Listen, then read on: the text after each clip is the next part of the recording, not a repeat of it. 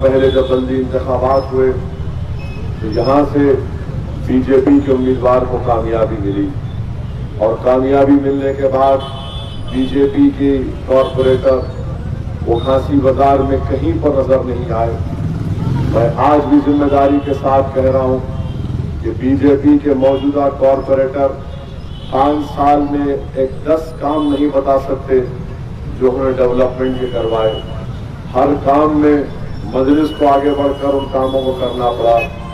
आज आपके पास एक बेहतरीन मौका आया है कि आप घासी बाजार की बल्दी डिवीजन से मुत्तहदा तौर पर अगर अपने वोट का इस्तेमाल करेंगे तो घासी बाजार में डेवलपमेंट के काम रुके हुए हैं, हम उन तमाम कामों को पूरा कर सकेंगे।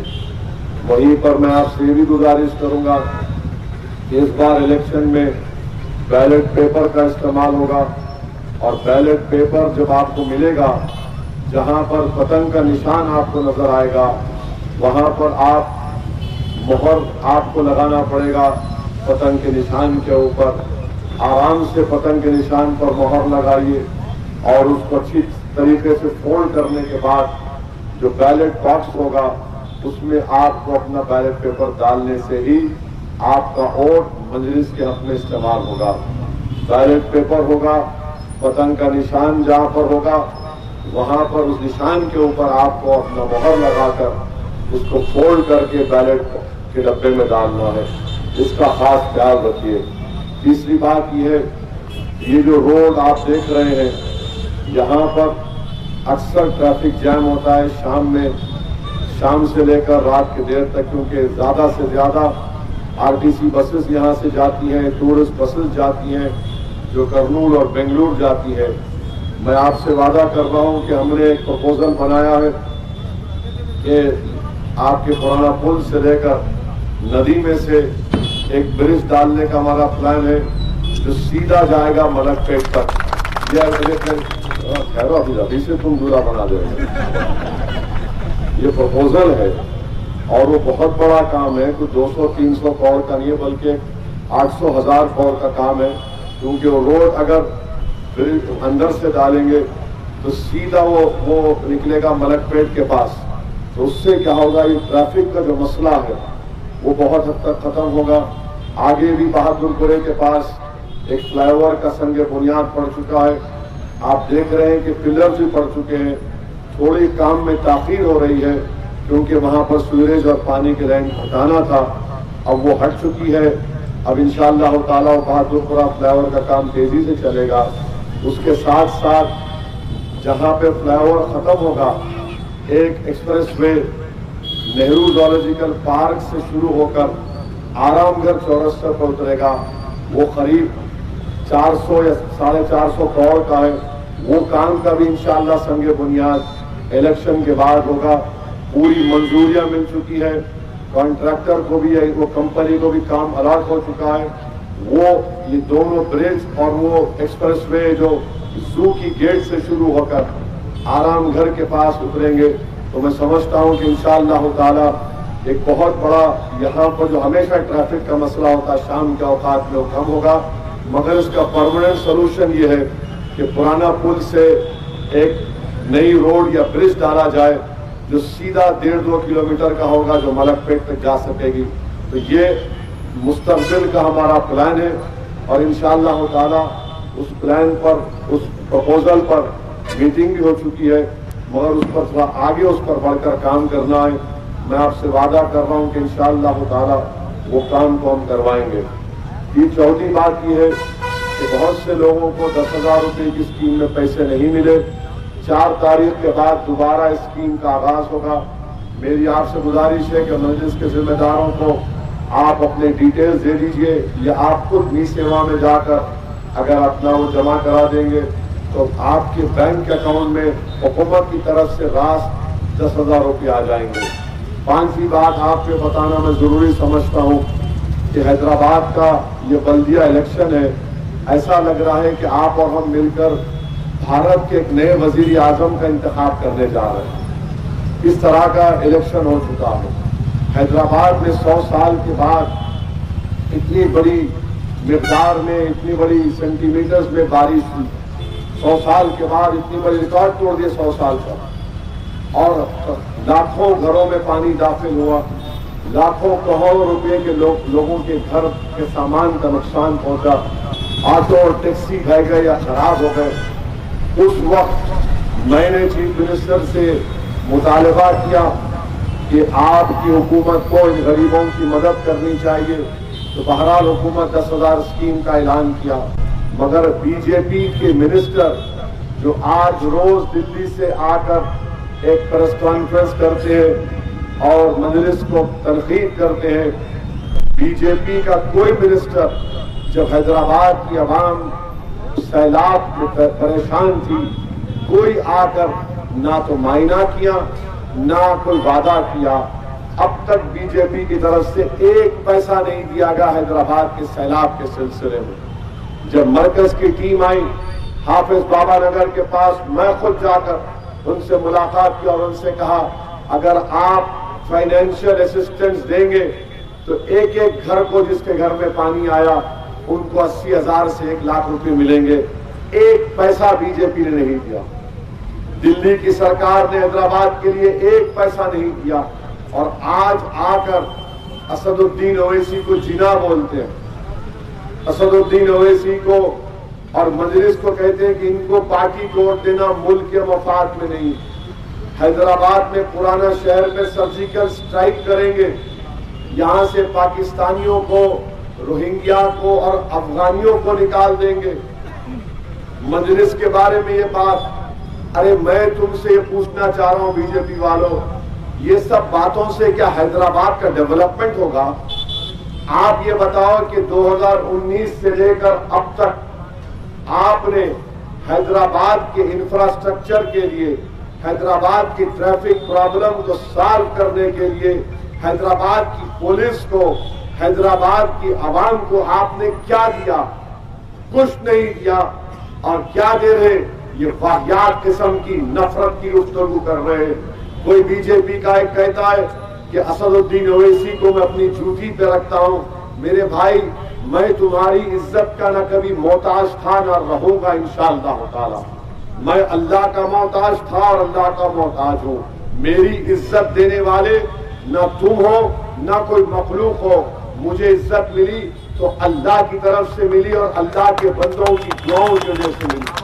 तो आप जूती पे रखो, नहीं रखते मत रखो, मगर सुनो बीजेपी वालों, मैं उनके नालैन मुबारक को अपने सर का ताज बनाकर पहनता हूं जिनकी शिफात पर मैं इंशाअल्लाह ताला मुझे निजात मिलेगी।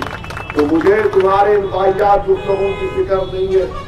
मेरा गुनाह सिर्फ इतना है कि मरहूम कायद सालार मिल्लत ने मुझे पढ़ाया लिखाया, बरतानिया भिजाकर लिंकन जिन से डिग्री हासिल की, बैरट लॉ की। तो इनको यह पसंद नहीं है कि आखिर ये कौन है जो हिंदुस्तान भारत की आइन को सामने रखकर, दलाइल को सामने रखकर हमारी कमजोरियों को, हमारी गलतियों को पूरे ऐवान में लोगों के सामने रखता। इनको तकलीफ इसलिए, इसीलिए जिन्ना कहते हैं मुझे। अरे दीवाने, तुम्हारे पास अगर अकल नहीं है, तुम कम सुखन हो और तुम्हारे पास इल्मी काबिलियत नहीं है, तो तुम इस तरह की जबान से गलाजत ही बच सकते हो। क्योंकि अगर जो जमात 1960 से इलेक्शंस में हिस्सा ले रही है और यहाँ पर हमारे बुजुर्ग हैं, क्यों है? क्योंकि हमने जिना के पैगाम को ठुकराया, हमने इस वतन अजीज को अपना वतन अजीज माना। इनको तकलीफ इसलिए है कि पूरे भारत में 200 म्युनिसिपल कॉरपोरेशन है और एक ही म्युनिसिपल कॉरपोरेशन में एक रेजोल्यूशन या करारदाद मंजूर हुई जिसमें मोदी के काले कानून CAA के खिलाफ एक रेजोल्यूशन पास हुआ। इनको ये तकलीफ है।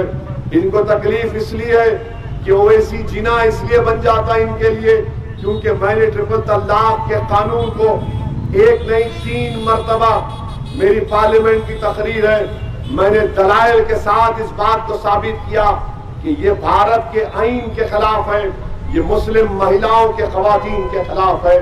CAA का कानून को मैंने आइन के खिलाफ करार देकर उस कानून के बिल को फाड़ा तो इनको तकलीफ है। यूएपीए का कानून लाया गया जिसमें दिल्ली में कोई भी एक एसीपी लेवल का ऑफिसर बैठकर हैदराबाद में किसी एक का नाम के साथ लिख देगा एक टेररिस्ट है। मैंने उस कानून की मुखालिफत की जिसको कांग्रेस ने मंजूर किया था। हर महाज पर हम इनको दलाइल के साथ इनको एक्सपोज करते हैं। इनको परेशानी इस बात की हो गई कि कौन है ये दीवाने लोग जो बिहार में जाकर 2000 किलोमीटर दूर जाकर मजलिस की अपने पार्टी के 5 एमएलए को जिताकर लाते हैं। इसीलिए मजलिस से मुखालिफत की जाती है।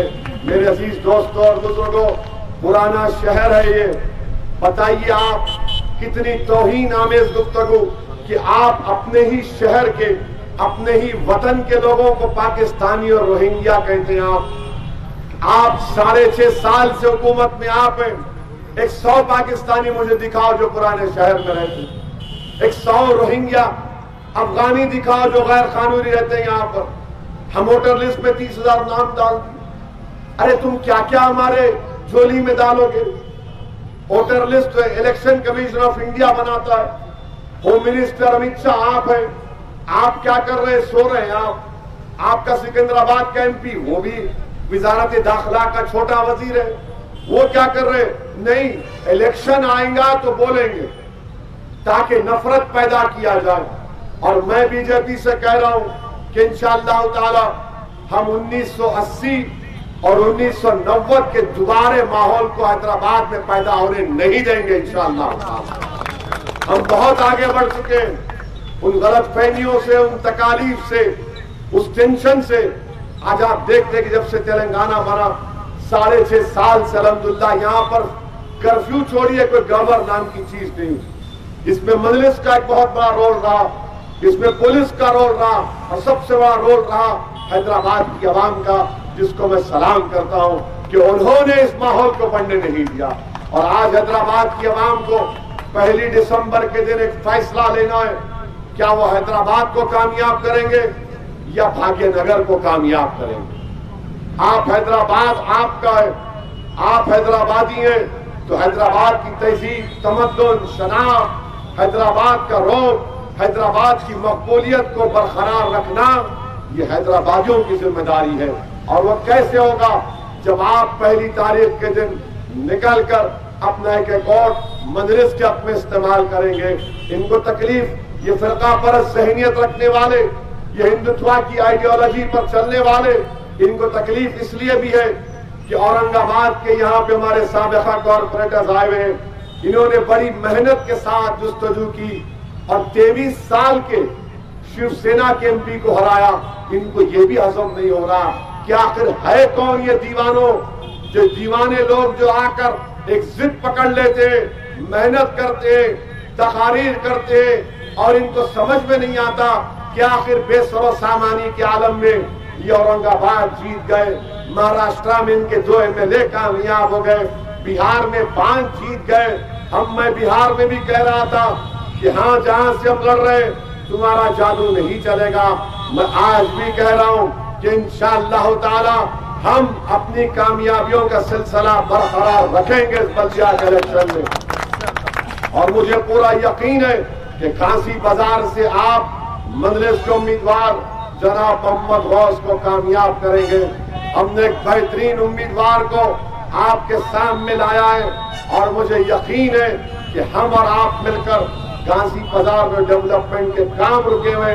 मैं हमारे सिख भाइयों से मिला, दलित भाइयों से मिला, बंगाली भाइयों से मिला, हमारे बैकवर्ड क्लास के भाइयों से मिला। सब ने हमसे कहा कि असद साहब हमको कामयाबी दिलाइए, काम होना है। काशी बाजार में बहुत से तकलीफ हम उठा रहे हैं, तो इंशाअल्लाह ताला तमाम लोग मिलकर हम अपने वोट का इस्तेमाल करिए और यहाँ से पतंग के निशान पर मजलिस के उम्मीदवार को कामयाब करिए। मुझे और भी जलसों में जाना है। विन सिटी का अज़्म हर एक को साहिब जायदाद बनाना। इसी इरादे से विन सिटी डेवलपर्स बार बार लगातार और हर बार बेहतरीन और कामयाब वेंचर्स पेश करते आ रहे हैं। जहांगीर पीरा के बिल्कुल दामन में विन सिटी का एक नया वेंचर शुरू हो चुका है। 100 गज का प्लॉट 4 लाख रुपए में नकदी आसान नक्शात पर प्लॉट्स खरीदिए। तमाम बड़ी बड़ी कंपनियों से घिरा हुआ वेंचर जो आबादी के बीचों बीच है, गेटेड कम्युनिटी में है। क्लियर टाइटल, स्पॉट रजिस्ट्रेशन, ग्राम पंचायत अप्रूव, वाटर, इलेक्ट्रिसिटी और ट्रांसपोर्ट की सहूलत, बेंगलुरु हाईवे से बिल्कुल करीब। विन सिटी डेवलपर्स अनगिनत कामयाब वेंचर्स का रिकॉर्ड रखने वाले। बुकिंग का आगाज हो चुका है, मुलाकात करें। Win city developers, choice function hall के बाजू, चंद्रा इन गुट्टा, हैदराबाद।